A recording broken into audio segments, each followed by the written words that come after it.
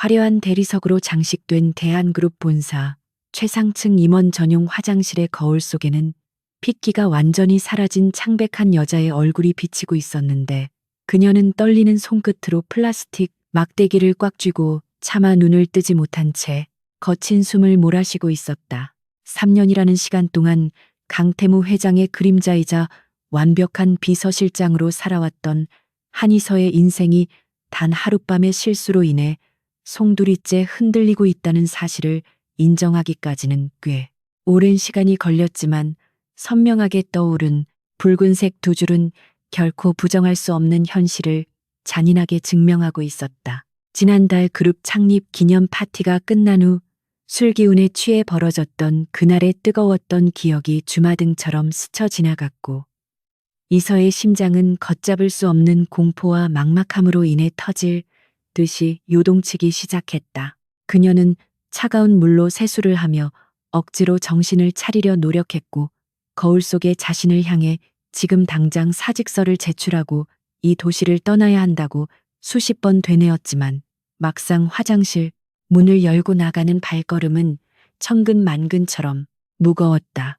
집무실 안으로 들어서자 거대한 통유리창 너머로 서울의 전경을 내려다보고 있는 강태무의 넓은 등과 압도적인 실루엣이 시야에 들어왔는데, 그는 마치 세상의 모든 것을 통제하는 제왕처럼 오만하고 고독해 보였으며, 그가 뿜어내는 서늘한 기운은 이서의 발목을 붙잡는 족쇄와도 같았다. 이서는 떨리는 손으로 재킷 안주머니에 감춰둔 임신 테스트기를 확인하며 마른 침을 삼켰고, 그에게 결제 서류를 건네기 위해 천천히 다가갔지만, 그녀의 머릿속은 온통 뱃속의 자리 잡은 작은 생명체와 앞으로 닥쳐올 파란에 대한 걱정으로 가득 차 있어 평소의 냉철함을 유지하기가 어려웠다.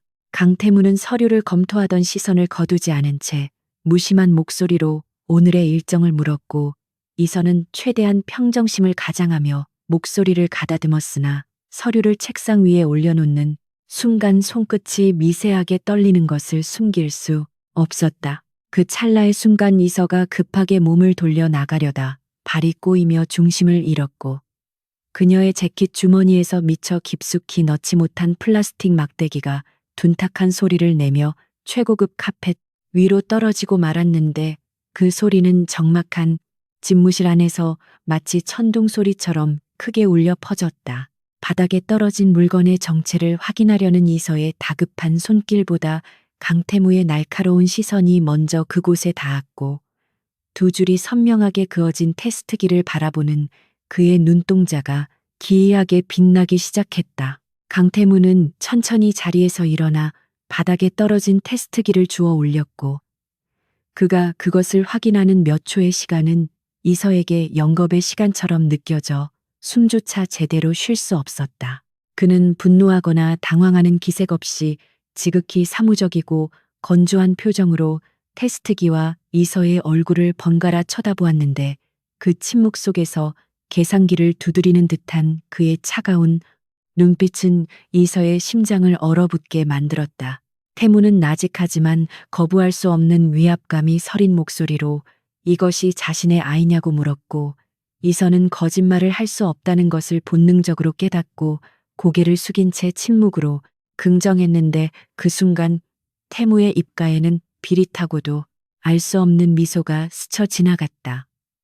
그는 책상 위에 놓여 있던 중요한 계약서들을 거칠게 밀어버리고 성큼성큼 다가와 이서의 손목을 강하게 낚아챘다. 이서가 당황하여 무슨 짓이냐고 소리칠 겨를도 없이 태무는 그녀를 끌고 집무실 밖으로 성큼성큼 걸어나갔고, 비서실 직원들은 회장이 비서실장의 손목을 잡고 끌고 가는 기이한 광경에 입을 다물지 못한 채 얼어붙었다. 태무는 주변의 시선 따위는 안중에도 없다는 듯 오직 앞만 보고 걸으며 이서의 저항을 무력으로 제압했고, 엘리베이터에 타자마자 버튼을 누르는 그의 손가락에는 핏줄이 설 정도로 힘이 들어가 있었다. 이서는 이 상황을 벗어나려 발버둥 쳤지만, 태무는 그녀를 벽으로 몰아붙이며 지금부터 자신의 말에 무조건 따르라고 낮게 으르렁거렸는데, 그의 눈빛은 단순한 분노를 넘어선 광기, 어린 집착과 결단력으로 불타오르고 있어 이선은 공포감에 질려 입을 다물 수밖에 없었다. 지하 주차장에 대기 중이던 검은색 세단에 이서를 강제로 태운 태무는 운전기사를 내리게 하고 직접 운전대를 잡았으며 차는 굉음을 내며 주차장을 빠져나와 도심의 도로를 질주하기 시작했다. 이선은 안전벨트를 꽉 쥐고 어디로 가는 거냐고 물었지만 태무는 도로 위의 차들을 거칠게 추월하며 책임을 지러가는 길이라는 알 수 없는 대답만을 내놓았다. 창밖의 풍경이 빠르게 지나가는 동안 이선은 태무가 말하는 책임이라는 단어의 무게가 단순한 양육비 지원이나 사과가 아니라는 것을 직감했고 불안감은 점점 커져만 갔다. 차는 도심을 벗어나 교외의 한적한 도로로 접어들었고 멀리서 웅장하고 고풍스러운 외관을 자랑하는 최고급 호텔이자 예식장이 눈에 들어오자 이서의 눈동자는 경악으로 크게 흔들렸다. 차량이 호텔 로비 앞에 멈추자마자 태무는 다시 이서의 손목을 잡고 끌어내렸고 로비에는 이미 연락을 받은 듯한 지배인과 직원들이 일렬로 서서 그들을 맞이하고 있었다. 이 호텔은 대한그룹 계열사 중 하나로 태무가 비밀리에 관리하던 곳이었는데 텅 빈 예식장 홀 안에는 화려한 꽃장식과 조명이 완벽하게 세팅되어 있어 마치 누군가의 결혼식을 기다리고 있었던 것처럼 보였다. 태무는 망설임 없이 버진 로드를 따라 이서를 끌고 단상 앞으로 걸어갔고 그곳에는 주례사 대신 검은 양복을 입은 변호사가 서류 가방을 든 채 그들을 기다리고 있었다. 이 상황이 도저히 믿기지 않는 이서는 다리에 힘이 풀려 주저앉을 뻔했지만 태무의 단단한 팔이 그녀의 허리를 감싸 안으며 억지로 지탱해 주었다. 단상 위에 놓인 것은 혼인신고서와 재산 분할 포기 각서가 아닌 태무가 미리 준비해둔 혼전 계약서였으며 그는 변호사에게 눈짓을 보내 펜을 받아들고는 이서의 손에 억지로 쥐어주었다. 태무는 아이를 가진 이상 당신은 이제 대한그룹의 안주인이 되어야 한다며 서류에 서명할 것을 종용했고 이것만이 당신과 아이를 지킬 수 있는 유일한 방법이라고 차갑게 속삭였다. 이서는 이것이 사랑 없는 결혼이자 철저한 비즈니스 계약임을 깨달았지만 뱃속의 아이를 지키기 위해서는 거대 재벌가의 권력 앞에 무릎 꿇을 수밖에 없다는 현실을 뼈저리게 느꼈다. 그녀는 떨리는 손으로 계약서에 자신의 이름을 적어 내려갔고 펜촉이 종이를 긁는 소리는 마치 그녀의 자유가 사형 선고를 받는 소리처럼 들렸다. 서명이 끝나자마자 태무는 만족스러운 듯 서류를 챙겨 변호사에게 넘겼고 이서를 향해 이제 법적으로 부부가 되었으니 도망칠 생각은 꿈도 꾸지 말라고 경고했다. 그는 이서의 턱을 잡아 올려 시선을 맞추며 오늘 밤부터 당장 본가로 들어가게 될 것이니 각오를 단단히 하라고 통보했는데 그의 눈빛 뒤편에는 이서가 알지 못하는 거대한 음모와 복잡한 셈법이 숨겨져 있는 듯했다. 텅 빈 예식장의 화려한 조명 아래에 덩그러니 남겨진 두 사람 사이에는 축복 대신 숨막히는 긴장감과 침묵만이 감돌았고 이서는 자신의 배를 감싸 안으며 앞으로 펼쳐질 가시밭길 같은 결혼 생활을 예감하며 눈을 질끈 감았다. 서울의 야경이 한눈에 내려다 보이는 성북동의 가파른 언덕길을 따라 올라간 검은색 세단은 마치 거대한 요새와도 같은 강태무 회장의 본가 대문 앞에 멈춰섰고 육중한 철문이 열리자 잘 가꿔진 정원과 고풍스러운 한옥, 양식이 현대적인 건축물과 기묘하게 조화를 이룬 대저택이 위압적인 모습을 드러냈다. 차에서 내린 한이선은 차가운 밤 공기 속에서도 등줄기를 타고 흐르는 식은땀을 느꼈는데 이곳은 단순한 집이 아니라 수많은 음모와 암투가 벌어지는 전쟁터라는 사실을 지난 3년간 비서실장으로서 누구보다 잘 알고 있었기 때문이다. 태무는 주저하는 이서의 어깨를 감싸 안으며 보란듯이 당당하게 현관으로 이끌었지만 그의 손길에는 따뜻한 온기보다는 누구에게도 틈을 보이지 않겠다는 결연한 의지와 경고만이 서려 있어 그녀는 더욱 긴장할 수밖에 없었다. 현관문을 열고 들어서자마자 마주한 것은 고용인들이 일렬로 늘어서 있는 넓은 로비가 아니라 소파에 앉아 차가운 눈빛으로 그들을 노려보고 있는 태무의 계모 황미란 여사와 그녀의 아들인 이복동생 강민재의 날선 시선이었다. 황 여사는 천천히 찻잔을 내려놓으며 이서의 머리끝부터 발끝까지 훑어보았는데 그녀의 눈동자에는 천박한 것이 감히 이 신성한 곳에 발을 들였다는 경멸과 불쾌감이 노골적으로 드러나 있어 이서는 모욕감의 입술을 깨물었다. 황 여사는 태무를 향해 비서 나부랭이를 집안에 들이는 것도 모자라 결혼까지 하겠다는 것이냐며 언성을 높였고 옆에 있던 강민재 역시 비웃음을 흘리며 회장 자리에 앉더니 안목이 바닥으로 떨어졌다는 둥비아냥거리는 말을 서슴지 않고 내뱉어 분위기를 험악하게 만들었다. 하지만 강태무는 그들의 비난에 눈 하나 깜짝하지 않고 오히려 더욱 싸늘한 표정으로 한이서는 이제 제 아내이자 대한그룹의 안주인이 될 사람이라고 못 박았으며 그녀의 뱃속에는 강씨 가문의 직계 핏줄이 자라고 있다는 사실을 통보하듯 내뱉었다.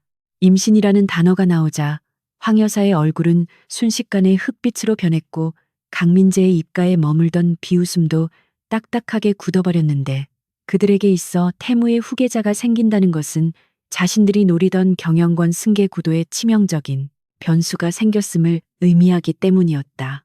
태무는 그들의 동요를 즐기듯 한이서의 손을 더욱 꽉 잡으며 앞으로 그녀와 아이에게 해를 가하려는 시도가 있을 경우 그 대가는 상상조차 할 수 없을 만큼 혹독할 것이라고 낮게 으르렁거려 그들의 말문을 막아버렸다. 숨막히는 대면식을 마치고 태무의 안내를 받아 들어온 2층 침실은 운동장처럼 넓었지만 온통 무채색으로 꾸며져 있어 사람의 온기라고는 찾아볼 수 없는 삭막한 공간이었는데 이는 태무의 고독한 내면을 그대로 투영하고 있는 듯했다. 태무는 넥타이를 거칠게 풀어헤치며 이서에게 저들은 틈만 보이면 당신과 아이를 물어뜯으려 달려들 하이에나 같은 족속들이니 단 한순간도 긴장을 늦추지 말라고 경고했고 자신 역시 당신을 보호해주겠지만 그것은 어디까지나 계약에 따른 의무일 뿐 사랑 같은 감정은 기대하지 말라고 선을 그었다. 이서는 침대 모서리에 앉아 배를 감싸쥐며 고개를 끄덕였지만 가슴 한구석이 시려오는 것을 느꼈고 이 거대한 감옥 같은 집에서 살아남기 위해서는 태무의 보호에만 의존할 것이 아니라 스스로 강해져야 한다는 것을 본능적으로 깨달았다. 다음 날 아침 눈을 뜨기도 전에 이서의 휴대전화는 미친 듯이 울려대기 시작했고 불길한 예감에 화면을 확인한 그녀는 인터넷 포털 사이트를 도배하고 있는 자극적인 기사 제목들을 보고 경악을 금치 못했다. 대한그룹 강태무 회장의 피양새가 사실은 문란한 사생활을 즐기던 꽃뱀 출신 비서라는 악의적인 루머가 증권가 찌라시를 통해 급속도로 퍼져나가고 있었고 익명의 제보자를 가장한 인터뷰 기사들은 이서의 과거를 교묘하게 조작하고 왜곡하여 그녀를 돈을 노리고 회장에게 접근한 파렴치한 여자로 매도하고 있었다. 이서는 이것이 어젯밤 황 여사가 보였던 살기 어린 눈빛의 결과물임을 직감했고 단순히 억울해하며 눈물을 흘리는 대신 침대에서 벌떡 일어나 노트북을 켜고 비서실장 시절 구축해 두었던 정보망을 가동하기 시작했다. 이서는 눈물을 훔치는 대신 냉철한 이성을 되찾고 빠르게 손가락을 움직여 루머의 최초 유포지를 추적하기 시작했는데 그녀는 과거 수많은 기업 리스크를 관리하며 쌓아온 노하우를 발휘하여 해당 기사를 작성한 기자가 황 여사의 친척이 운영하는 중소 언론사 소속이라는 사실을 밝혀냈다. 또한 그녀는 기자의 금융거래 내역을 불법적인 경로가 아닌 합법적인 정보, 조회 권한을 가진 지인을 통해 우회적으로 확인하여 최근 며칠 사이 거액의 현금이 입금된 정황과 그 출처가 강민재가 관리하는 페이퍼 컴퍼니라는 결정적인 증거까지 확보하는 데 성공했다. 이서는 떨리는 손을 주먹 쥐며 이 증거들을 USB에 담았고 거울을 보며 흐트러진 머리를 단정하게 묶은 뒤 전투에 나가는 장수처럼 결연한 표정으로 방문을 열고 나섰다. 1층 다이닝 룸에서는 태무와 황여사 그리고 강민재가 무거운 침묵 속에서 아침 식사를 하고 있었는데 황여사는 이서가 들어오는 것을 보자마자 혀를 차며 아침부터 집안 망신을 시키는 기사 때문에 밥맛이 다 떨어졌다고 비꼬았다. 강민재 역시 낄낄거리며 형수님이 그렇게 화려한 과거를 가진 분인 줄은 몰랐다며 태무의 심기를 건드리는 발언을 서슴지 않았지만 태무는 묵묵히 커피만 마실 뿐 별다른 반응을 보이지 않아 이서를 더욱 비참하게 만들려는 듯했다. 하지만 이서는 기죽지 않고 그들의 식탁 앞으로 다가가 들고 있던 태블릿 PC를 황여사와 강민재 앞에 내려놓으며 기사를 쓴 기자와 강민재 이사가 주고받은 이메일 내역 그리고 자금 흐름이 담긴 표를 화면에 띄워 그들의 다금장과 콧대를 꺾어버릴 준비를 마쳤다. 이서는 침착하고 또렷한 목소리로 이 시간 이후로 해당 기사가 삭제되지 않고 정정 보도가 나가지 않는다면 이 자료를 경쟁사 언론과 검찰에 동시에 제보하여 허위사실 유포 및 명예훼손 그리고 배임 혐의로 고소할 것이라고 강력하게 선전포고했다. 예상치 못한 반격에 황 여사의 얼굴은 불그락푸르락해졌고 강민재는 당황하여 마시던 물을 뿜을 뻔했는데 그들은 비서 출신인 이서가 겁을 먹고 방에 틀어박혀 울고 있을 것이라 예상했지. 이렇게 치밀하게 증거를 수집해 반격할 줄은 꿈에도 몰랐던 것이다. 이서는 여기서 멈추지 않고 태무를 바라보며 그룹의 주가 방어를 위해서라도 이번 사건을 강력하게 처벌하여 본보기를 보여야 한다고 조언함으로써 자신이 단순한 아내가 아니라 태무의 유능한 파트너임을 다시 한번 각인시켰다. 그제야 태무는 입가에 희미한 미소를 띠며 찻잔을 내려놓았고 강민재를 향해 서늘한 시선을 보내며 제 아내의 말이 틀린 것이 하나도 없으니 당장 사태를 수습하지 않으면 이사직 박탈을 포함한 모든 책임을 묻겠다고 옛길을 박았다. 식사 자리는 순식간에 이서와 태무의 승리로 끝이 났고 황 여사는 분을 참지 못해 식탁을 박차고 나갔으며 강민재는 꼬리를 내리고 전화를 걸기 위해 허둥지둥 사라졌다. 태무는 자리에서 일어나 출근 준비를 하며 이서에게 다가와 귓가에 낮은 목소리로 생각보다 훨씬 유능해서 놀랐다며 앞으로도 그 똑똑한 머리를 자신을 위해 쓰라고 속삭였는데 그 말은 칭찬이라기보다는 쓸모있는 도구를 발견한 주인의 만족감에 가까워 이서의 마음을 묘하게 복잡하게 만들었다. 평화로운 일상은 마치 폭풍 전야의 고요함처럼 짧게 끝났고 대한그룹의 심장부인 데이터 센터가 외부의 정체불명 세력으로부터 무차별적인 디도스 공격을 받고 있다는 긴급 보고가 올라온 것은 이서가 본가에서의 생활에 조금씩 적응해 가던 어느 날 오후였다. 회사의 핵심 기술인 차세대 반도체 설계 도면이 유출될 위기에 처했다는 소식은 순식간에 증권가를 강타했고 엎친 데 덮친 격으로 외부 일정을 소화하러 나갔던 강태무 회장의 차량이 덤프트럭과 충돌하는 대형 사고가 발생했다는 비보가 전해지자 그룹 전체는 패닉 상태에 빠져들었다.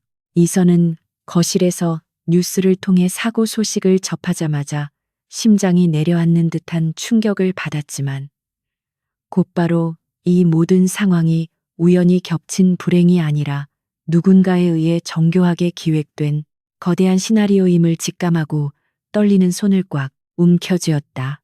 그녀는 병원으로 달려가 당장이라도 태무의 생사를 확인하고 싶었지만 지금 회장이 부재 중인 상황에서 자신이 자리를 비우고 감정적으로 행동한다면 회사를 노리는 하이에나들에게 먹잇감을 던져주는 꼴이 될 것이라는 냉철한 판단이 앞섰다. 이서는 흐르는 눈물을 닦아내고 임신으로 인해 조금씩 불러오는 배를 감추기 위해 넉넉한 핏의 검은색 정장을 꺼내 입었으며 화장기 없는 창백한 얼굴에 생기를 불어넣기 위해 붉은 립스틱을 바르며 거울 속의 자신을 향해 강해져야 한다고 체면을 걸었다. 그녀는 운전기사를 대기시키고 곧장 대한그룹 본사로 향했는데 차창 밖으로 보이는 회사의 로고가 오늘따라 유난히 위태롭게 느껴졌지만 그녀의 눈빛만은 그 어느 때보다 매섭게 빛나고 있었다. 본사 대회의실에서는 이미 긴급 이사회가 소집되어 고성이 오가고 있었는데 강민재 이사를 주축으로 한 반대파 임원들은 태무의 사고와 해킹 사태에 대한 책임을 물으며 경영, 공백을 메우기 위한 비상대책위원회를 구성해야 한다고 목소리를 높이고 있었다. 그들은 이 기회를 틈타 태무의 경영권을 정지시키고 자신들의 입맛에 맞는 허수아비 사장을 내세우려는 속셈을 노골적으로 드러내고 있었고 태무의 최측근 임원들조차 갑작스러운 사태에 당황하여 제대로 된 반박을 하지 못한 채 수세에 몰려있는 상황이었다. 그때 굳게 닫혀있던 회의실 문이 육중한 소리를 내며 열렸고 차가운 공기를 몰고 들어온 한의서가 또각또각 구두 소리를 울리며 회의 테이블 상석을 향해 걸어오자 좌중의 시선이 일제히 그녀에게로 쏠렸다. 강민재는 어이없다는 표정으로 코웃음을 치며 여기가 어디라고 감히 비서 출신 주제에 끼어드느냐고 소리쳤지만 이선은 그를 가볍게 무시하고 태무가 앉던 회장석 옆자리에 서서 싸늘한 눈빛으로 회의실을 둘러보았다. 그녀는 자신이 강태무 회장의 법적 배우자이자 위임장을 가진 대리인 자격으로 이 자리에 섰음을 명확히 밝혔고 지금 회사가 처한 위기 상황에서 밥그릇 싸움이나 하고 있는 임원들의 무능함을 질타하는 목소리에는 서리빨 같은 위엄이 서려 있었다.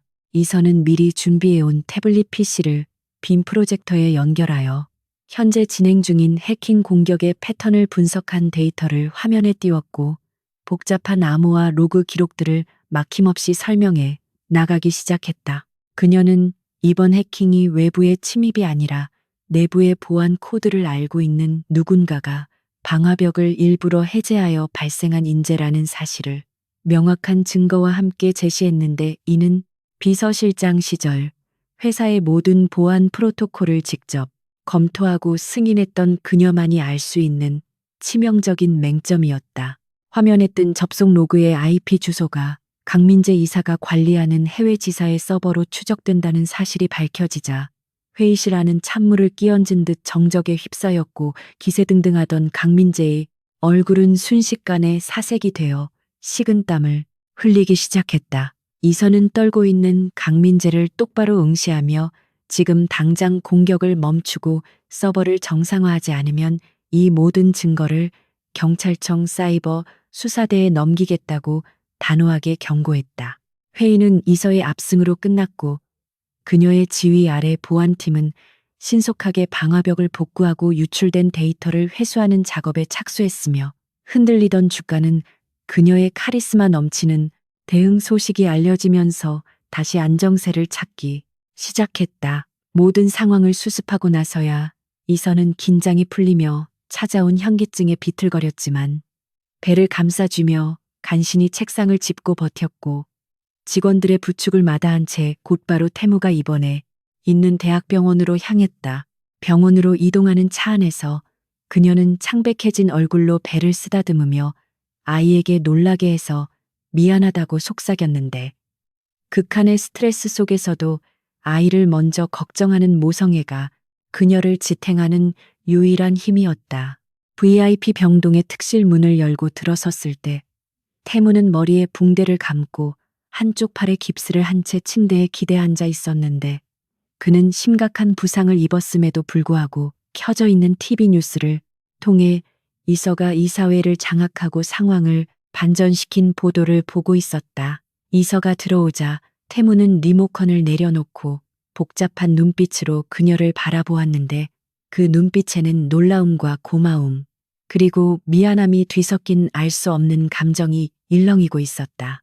이서는 그가 무사하다는 사실을 확인하자 다리에 힘이 풀려 침대 옆 의자에 주저앉았고 태무는 성하지 않은 손을 뻗어 그녀의 차가운 손을 조심스럽게 감싸 쥐었다. 태무는 쉰 목소리로 몸도 무거운 사람이 왜 그런 무모한 짓을 했냐고 타박했지만 그의 목소리에는 평소의 냉정함 대신 걱정과 애틋함이 묻어나 있었고, 잡은 손에 들어간 힘은 그가 얼마나 그녀를 걱정했는지를 말해주고 있었다.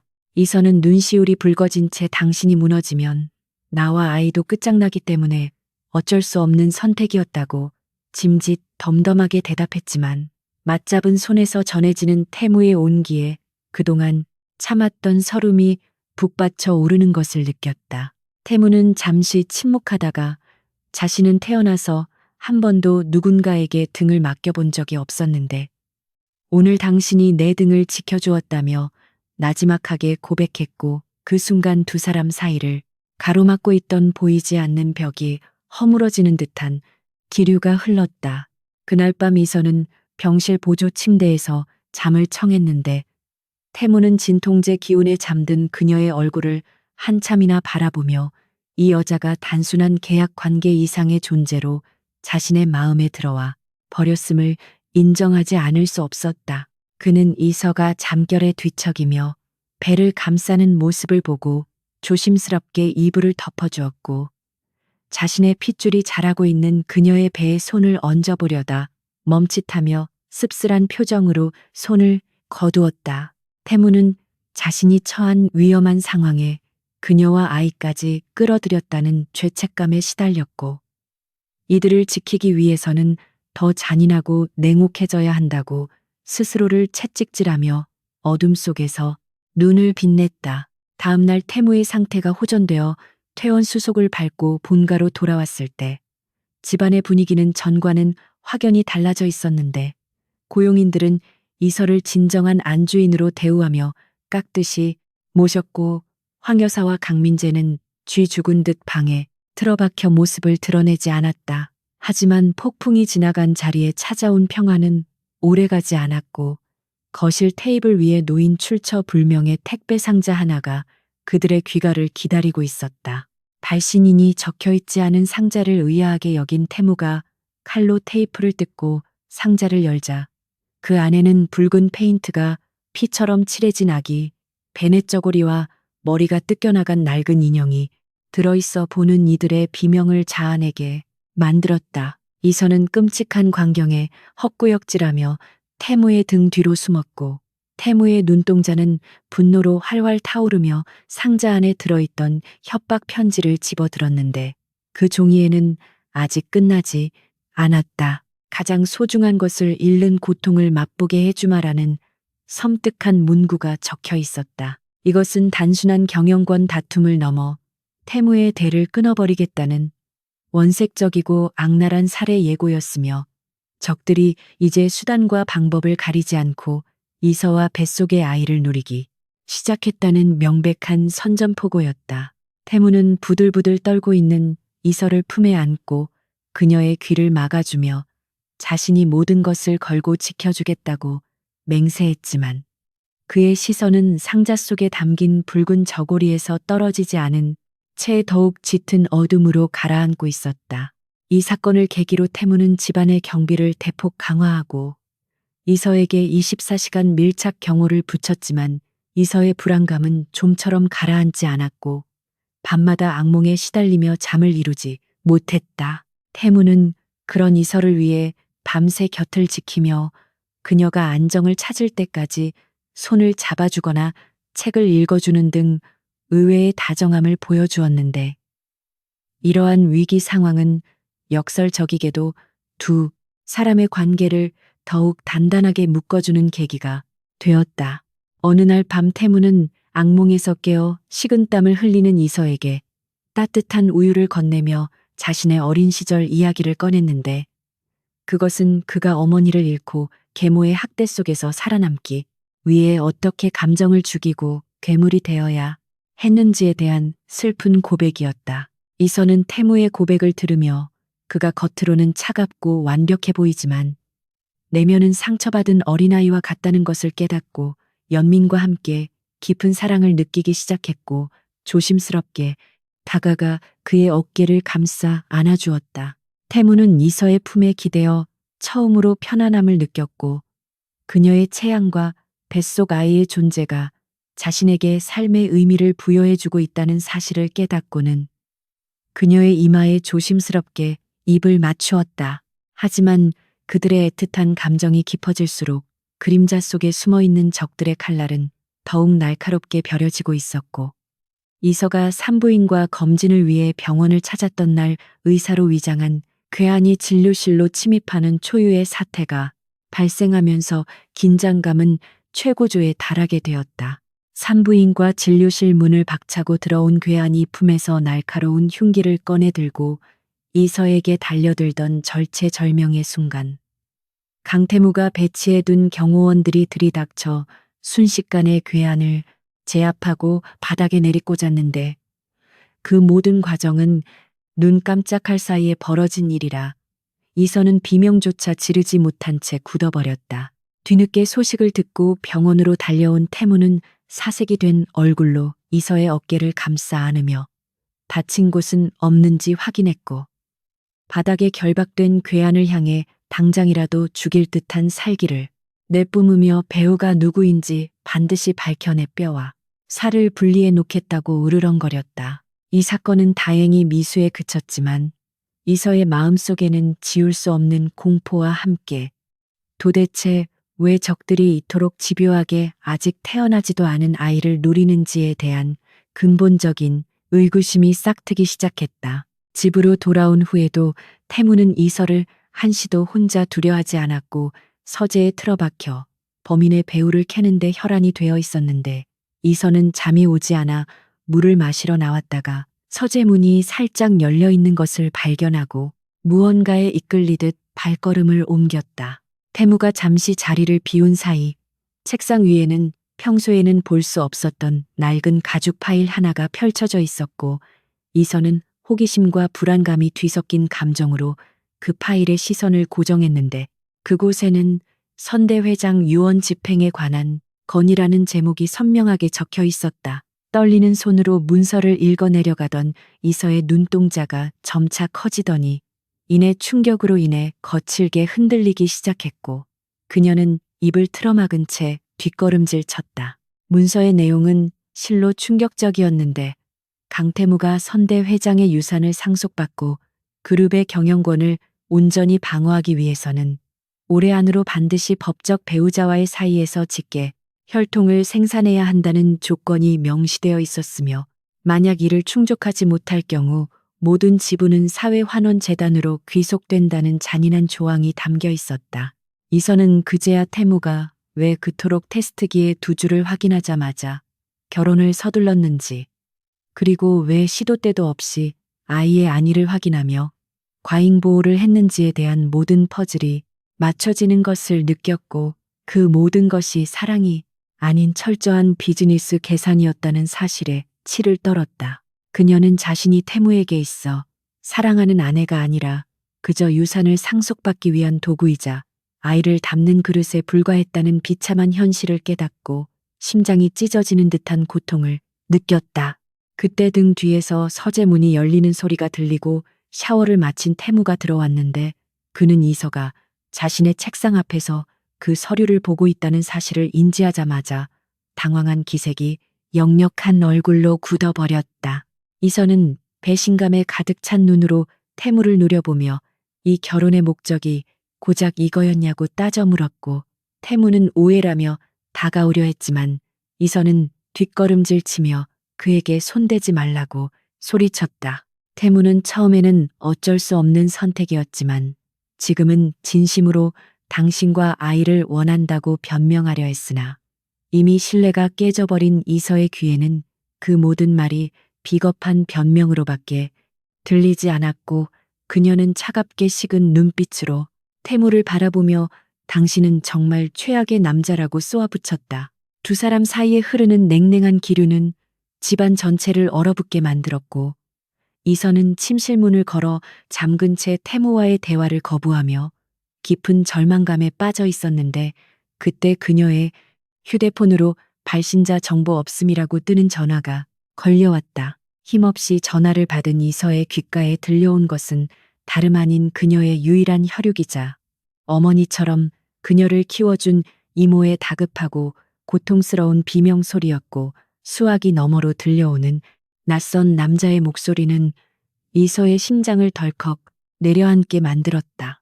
남자는 지금 당장 이모를 살리고 싶다면 아무에게도 알리지 말고 자신들이 지정한 장소로 혼자 나오라고 협박했고, 만약 태무에게 알리거나 경찰을 부른다면 이모의 목숨은 장담할 수 없을 것이라고 으름장을 놓았다. 이서는 태무에게 도움을 청해야 할지 잠시 망설였지만 유언장 사건으로 인해 그에 대한 믿음이 바닥난 상태였고, 무엇보다 태무가 개입하면 적들이 이모를 해칠지도 모른다는 공포심이 그녀의 이성을 마비시켰다.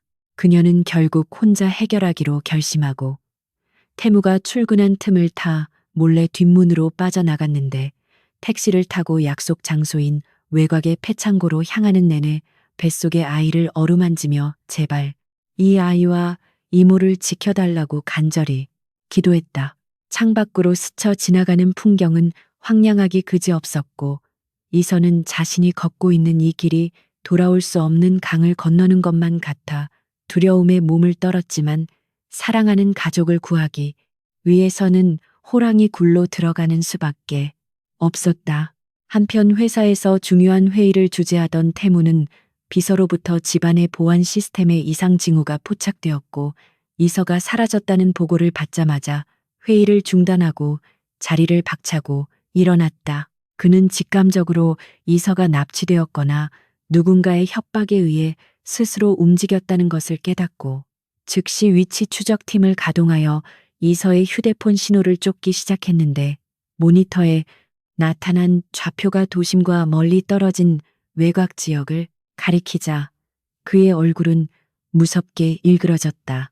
태무는 운전대를 잡고 엑셀을 끝까지 밟으며 이 바보 같은 여자가 왜 자신에게 말도 없이 위험한 곳으로 갔는지에 대해 화가 났지만, 동시에 그녀를 그렇게 벼랑 끝으로 몬 것이 다름 아닌 자신의 불찰이라는 자책감에 괴로워했다.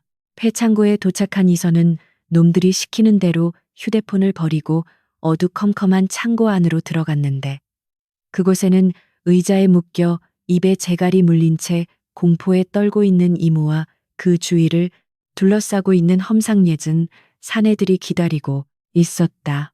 그들의 우두머리로 보이는 남자가 비릿한 웃음을 흘리며 앞으로 나와 이서에게 이혼 서류와 낙태 동의서를 내밀며 여기에 서명하면 이모는 살려 보내주겠다고 제안했는데, 그 배후에는 황밀한 여사와 강민재가 있음을 짐작게 했다.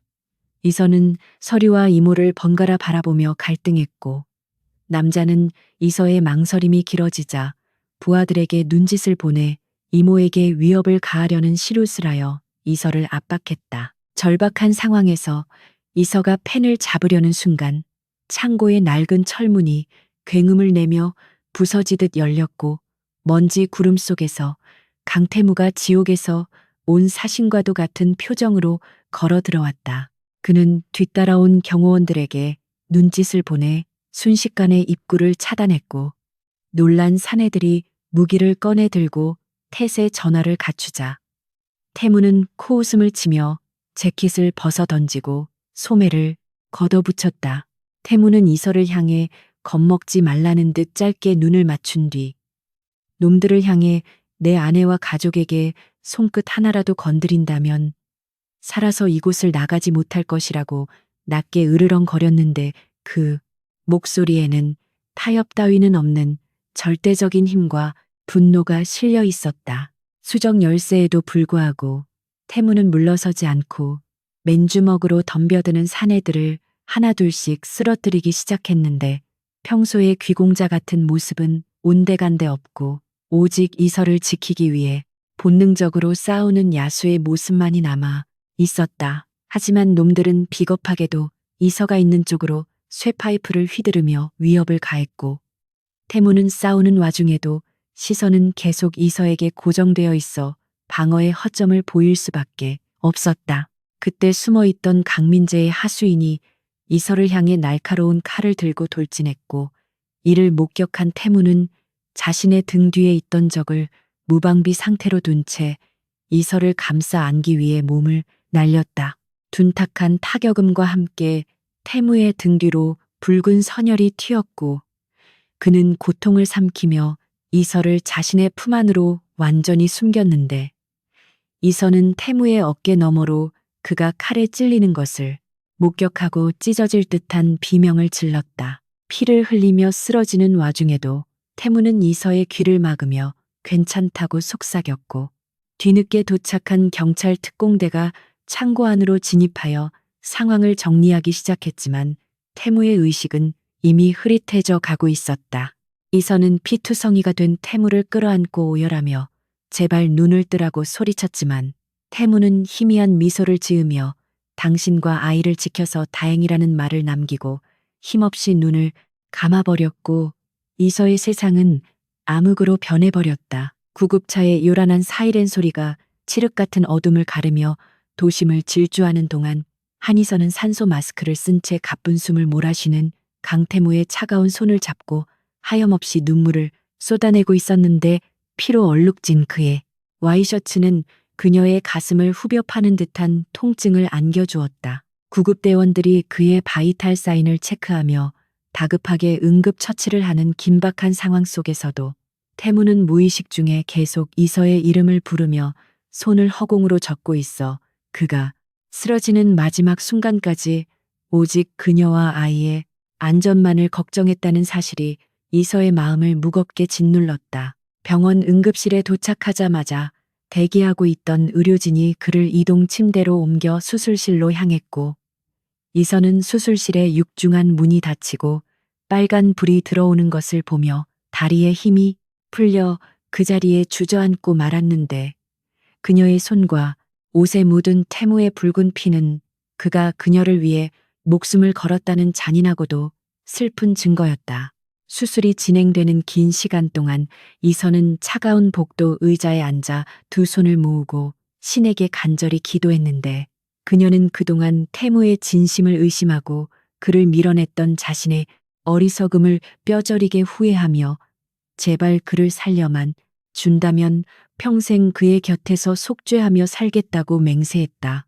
그때 태무의 비서가 헐레벌떡 뛰어와 이서에게 고개를 숙이며 회장님이 사고 직전에 변호사를 만나 유언장 수정과 혼전 계약서 파기를 지시했다는 사실을 전해주었는데 그 말을 들은 이서의 눈동자는 충격으로 크게 흔들렸다.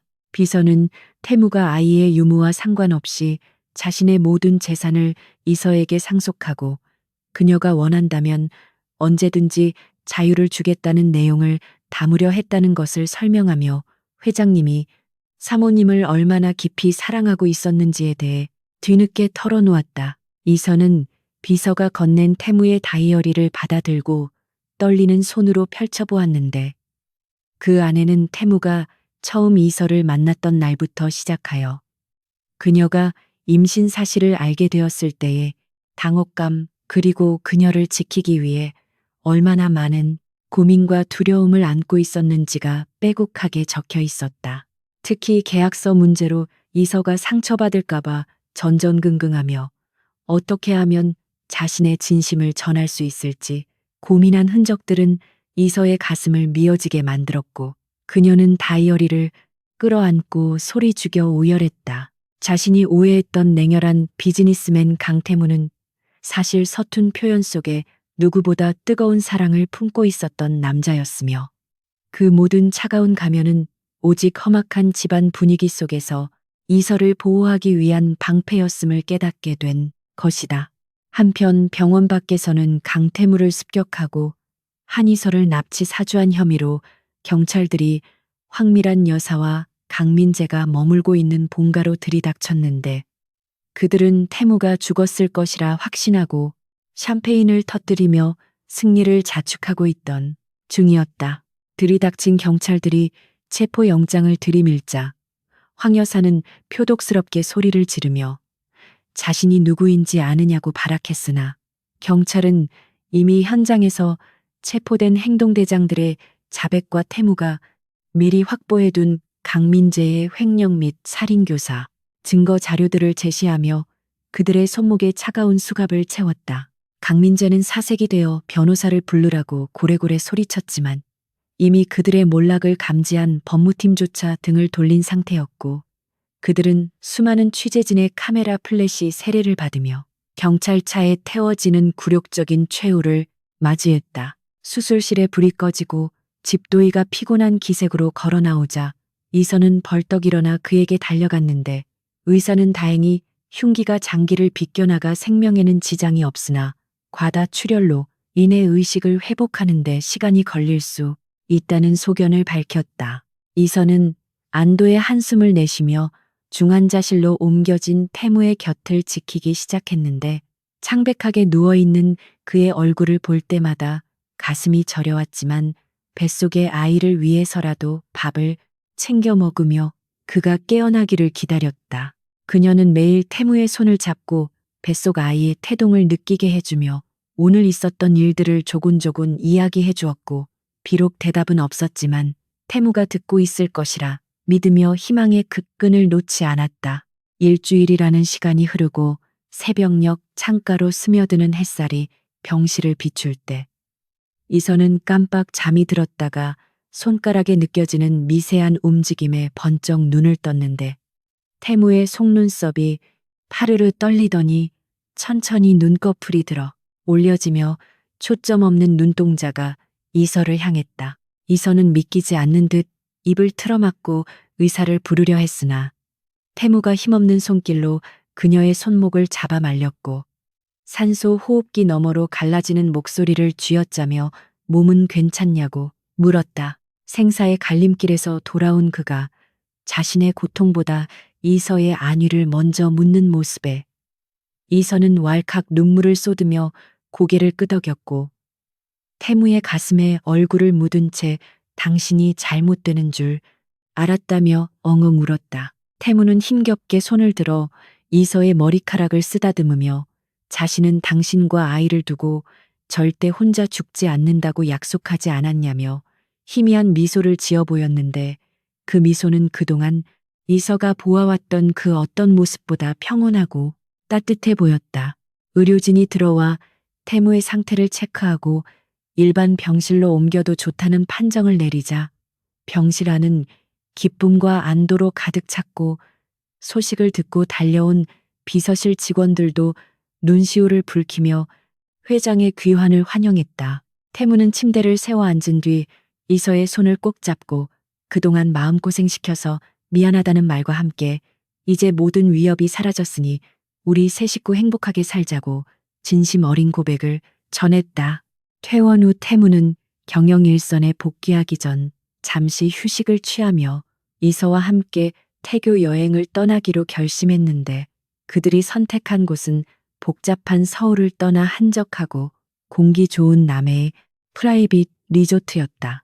푸른 바다가 내려다 보이는 테라스에 앉아 태무는 이서의 푸른 배에 귀를 대고 아이의 심장 소리를 들으며 신기했고 이서는 그런 태무를 사랑스러운 눈길로 바라보며 비로소 찾아온 평화와 행복을 만끽했다.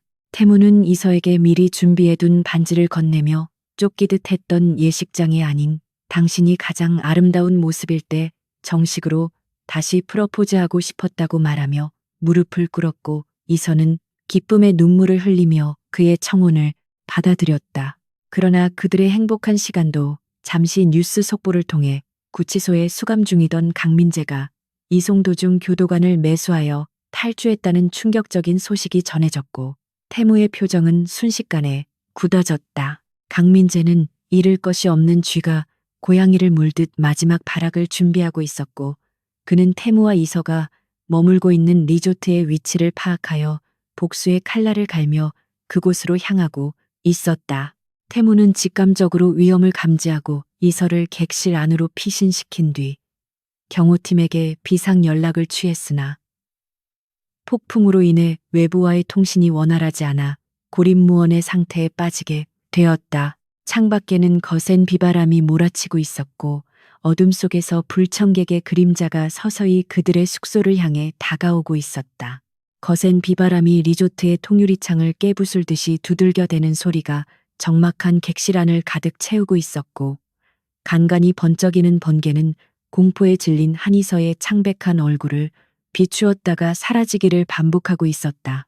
강태무는 이서를 침실 가장 안쪽에 있는 드레스룸으로 밀어 넣으며 무슨 일이 있어도 절대 나오지 말라고 신신당부했지만 그의 떨리는 목소리와 식은 땀으로 젖은 손바닥은 그가 지금 얼마나 긴장하고 있는지를 여실히 보여주고 있었다. 리조트의 모든 전기가 끊겨 칠흑 같은 어둠이 내려앉은 상황에서 태무는 오직 감각에만 의존해 거실로 나갔고 손에는 급한 대로 챙긴 무거운 크리스털 장식품이 들려 있었는데 그의 등 뒤로 느껴지는 서늘한 살기는 탈주범 강민재가 이미 이 공간 안에 들어와 있음을 직감하게 했다. 빗소리에 묻혀 들리지 않았던 미세한 발자국 소리가 점점 가까워지고 있었고 태무는 숨을 죽인 채 어둠 속에서 움직이는 그림자를 포착하기 위해 온 신경을 곤두세웠다. 그때 번개가 치며 거실이 환하게 밝혀진 찰나 젖은 머리카락을 늘어뜨린 채 흉기를 들고 서 있는 강민재의 기괴한 모습이 드러났고 그는 핏발선 눈으로 태무를 노려보며 섬뜩한 미소를 짓고 있었다. 강민재는 마치 지옥에서 기어 올라온 앞귀처럼 낄낄거리며 형님 덕분에 내 인생이 시궁창에 처박혔으니 형님도 가장 소중한 것을 잃는 고통을 느껴봐야 공평하지 않겠냐고 광기 어린 목소리로 중얼거렸다. 태무는 아직 부상이 완벽하게 회복되지 않아 몸놀림이 둔했지만 이서와 뱃속의 아이를 지켜야 한다는 일념 하나로 고통을 참아내며 강민재에게 달려들었고 두 남자는 어둠 속에서 뒤엉켜 치열한 몸싸움을 벌이기 시작했다. 둔탁한 타격음과 거친 숨소리가 빗소리와 섞여 혼란스러운 소음을 만들어냈고 태무는 강민재의 칼을 막아내느라 팔에 새로운 상처를 입으면서도 물러서지 않고 그를 거실 구석으로 몰아붙였다. 드레스룸 문틈으로 이 광경을 지켜보고 있던 이선은 공포에 몸이 얼어붙었지만 피를 흘리며 고군분투하는 태무를 보자 더 이상 숨어 있을 수만은 없다는 생각이 본능적으로 솟구쳐 올랐다. 그녀는 주변을 두리번거려 호신용으로 쓸만한 물건을 찾다가 골프채를 발견하고 떨리는 손으로 그것을 꽉 쥐었으며 태무가 강민재에게 목을 졸려 위기에 처한 순간 문을 박차고 뛰쳐나갔다. 이선은 있는 힘껏 골프채를 휘둘러 강민재의 어깨를 가격했고 예상치 못한 기습에 강민재가 비명을 지르며 태무를 놓치자 그 틈을 타 태무는 강민재의 명치를 걷어차고 제압하는 데 성공했다. 바닥에 쓰러진 강민재가 다시 일어나 발악하려던 순간 리조트 현관문이 부서지며 경찰 특공대가 들이닥쳤고 그들은 강민재에게 테이저건을 발사하여 상황을 완전히 종료시켰다. 경찰에게 끌려가면서도 강민재는 끝까지 저주를 퍼부으며 발광했지만 태무는 그를 차갑게 내려다보며 네가 썩을 곳은 감옥이 아니라 지옥이라고 싸늘하게 일갈한 뒤 곧바로 이서에게 달려가 그녀를 품에 안았다. 이서는 긴장이 풀리자 다리에 힘이 풀려 주저앉았고 태무는 그녀의 얼굴과 몸을 살피며 다친 곳은 없는지 확인한 후에야 안도의 한숨을 내쉬며 그녀의 이마에 입을 맞추었다. 폭풍우가 지나가고 다음날 아침이 밝아오자 맑게 갠 하늘과 눈부신 햇살이 그들의 생존을 축복해주는 듯했고 리조트 앞바다의 잔잔한 물결은 어젯밤의 악몽을 씻어내고 평온함을 되찾아주고 있었다. 이 사건으로 인해 강민재는 가중 처벌을 받아 무기징역을 선고받게 되었고 황미란 여사 또한 공범으로 기소되어 강씨 가문의 오랜 악연은 비로소 종지부를 찍게 되었다. 시간은 빠르게 흘러 어느덧 이서의 출산 예정일이 다가왔고 태무는 회사 일도 제쳐두고 집에서 대기하며 이서의 손발이 되어주는 극성 예비 아빠의 면모를 유감없이 발휘하고 있었다. 그는 출산 가방을 10번도 넘게 확인하고 산부인과까지 가는 최단 경로를 미리 시뮬레이션해 보는 등 호들갑을 떨었는데 평소 냉철하던 회장님의 엉뚱한 모습에 비서실 직원들은 혀를 내두르면서도 흐뭇한 미소를 감추지 못했다. 그러던 어느 날 새벽 이서에게 진통이 시작되었고 태무는 자다가 벌떡 일어나 허둥지지하며 신발도 짝짝이로 신은 채 이서를 업고 차로 달려갔다. 병원으로 가는 차 안에서 이서가 진통으로 고통스러워하자 태무는 식은땀을 흘리며 운전기사에게 더 빨리 가라고 소리쳤고 자신의 손이 으스러지도록 꽉 잡은 이서의 손을 놓지 못하며 어쩔 줄 몰라 했다. 분만실 앞에서의 기다림은 태무에게 있어 1분 1초가 억겁의 시간처럼 느껴졌고 안에서 들려오는 이서의 비명소리에 그는 복도를 서성이며 제발 아내를 살려달라고 신에게 빌고 또 빌었다. 마침내 우렁찬 아기 울음소리가 분만실 밖으로 터져나오자 태무는 그 자리에 주저앉아 펑펑 눈물을 쏟았고 간호사가 나와 등남을 축하한다는 말을 건네자 그는 세상을 다 가진 듯한 표정으로 벌떡 일어나 분만실로 뛰어 들어갔다. 땀범벅이 된 채 가쁜 숨을 몰아쉬고 있는 이서와 그녀의 품에 안겨있는 작고 붉은 생명체를 마주한 순간 태무는 말로 형용할 수 없는 벅찬 감동에 휩싸여 말을 잇지 못했다. 그는 떨리는 손으로 아이의 작은 손가락을 조심스럽게 만져보며 이서에게 고맙고 사랑한다는 말을 수없이 반복했고 이서 또한 감격의 눈물을 흘리며 태무와 아이를 번갈아 바라보며 행복한 미소를 지었다. 아이가 태어난 지 1년이 지나고 태무와 이서는 미처 올리지 못했던 정식 결혼식을 올리기로 했는데 이번에는 강압적인 계약 결혼이 아닌 서로의 사랑을 확인하고 축복받는 진정한 결혼식이었다. 예식장은 태무가 이서를 처음 끌고 갔던 그 호텔이었지만 분위기는 180도 달라져 있었는데 텅 비고 차가웠던 홀은 하객들의 웃음소리와 따뜻한 축하로 가득 차 있었고 화려한 생화 장식과 은은한 조명은 두 사람의 앞날을 밝혀주는 듯했다. 이서는 순백의 웨딩드레스를 입고 대기실에 앉아 있었는데 거울 속에 비친 자신의 모습은 1년 전 공포에 떨던 때와는 비교도 할 수 없을 만큼 평온하고 아름다워 보였다.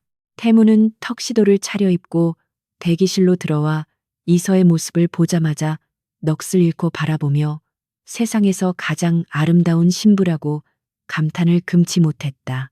버진 로드 입구에 선 태무와 이서는 서로의 손을 꼭 잡고 하객들의 환호와 박수갈채를 받으며 한 걸음 한 걸음 내디뎠는데 그들의 앞에는 돌을 맞은 아들 준우가 아장아장 걸으며 꽃을 뿌리고 있어 식장은 순식간에 웃음바다가 되었다. 줄의 단상 앞에 선 두 사람은 서로의 눈을 깊이 응시하며 평생을 함께하겠다는 혼인 서약을 낭독했는데 태무는 목이 메어 잠시 말을 잇지 못하다가 이서의 손을 더욱 꽉 잡으며 당신을 만난 것이 내 인생 최고의 행운이라고 고백했다. 이서 또한 태무를 바라보며 당신이 내게 준 사랑만큼 당신과 아이를 지키는 든든한 아내가 되겠다고 약속했고 두 사람의 진심 어린 맹세에 하객들은 눈시울을 붉히며 아낌없는 박수를 보냈다.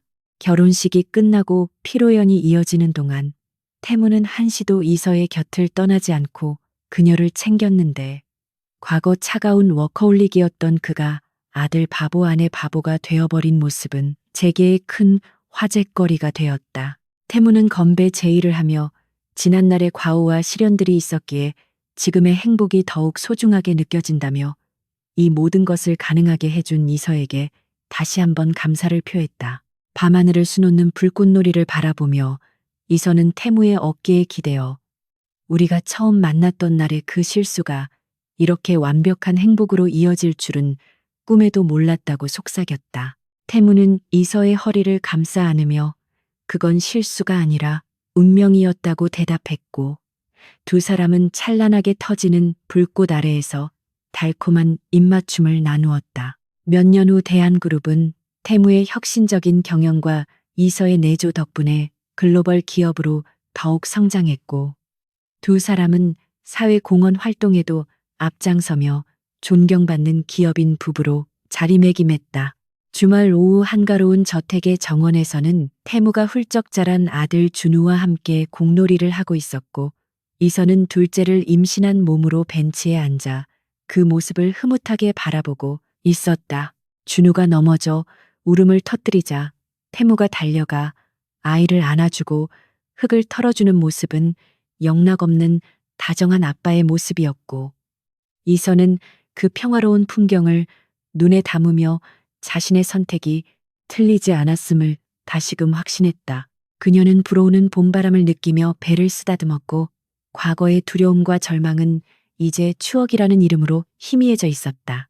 태무는 놀다 지친 준우를 목마 태우고 이서에게 다가와 땀을 닦으며 행복하냐고 물었고, 이서는 활짝 웃으며 더 바랄 것이 없다고 대답했다. 그는 이서의 옆에 앉아 그녀의 어깨를 감싸며 우리가 함께 걸어온 길이 결코 순탄치 않았지만 당신이 곁에 있었기에 모든 폭풍우를 견뎌낼 수 있었다고 말했다.